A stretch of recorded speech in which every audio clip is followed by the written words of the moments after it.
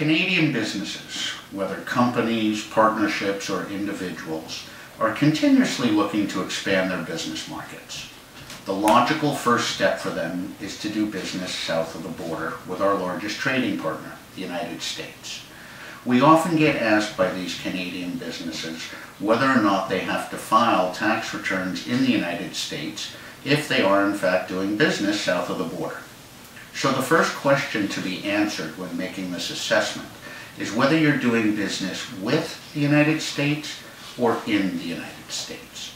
If customers are coming here to Canada to get your services, or they're purchasing product from you here in Canada, generally that will be considered doing business with the United States, and you should not have any U.S. tax filing obligation.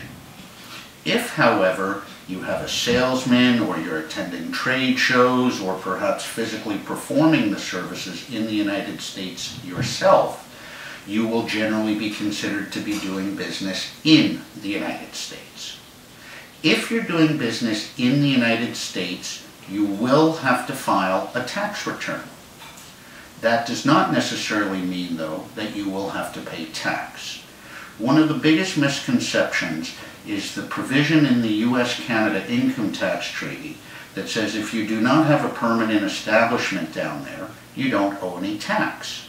Most Canadian businesses and individuals think, well, if the treaty says I don't owe tax, I don't need to file. Nothing could be further from the truth. In fact, the treaty is not automatic. You have to elect it.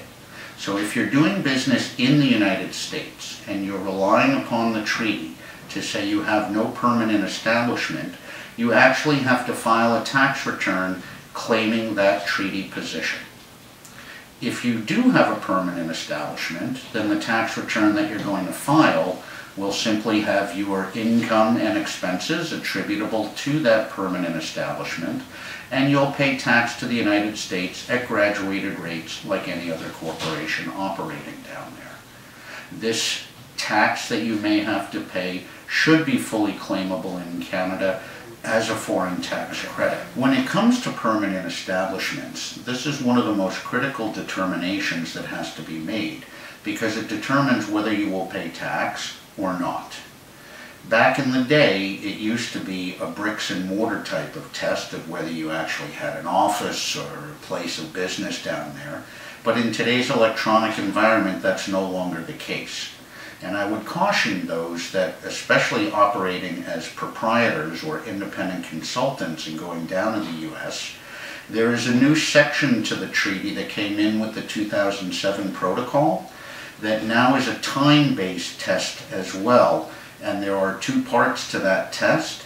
Be very careful, because in the last several years we've seen a number of people who previously did not have a permanent establishment that now do based on these new provisions.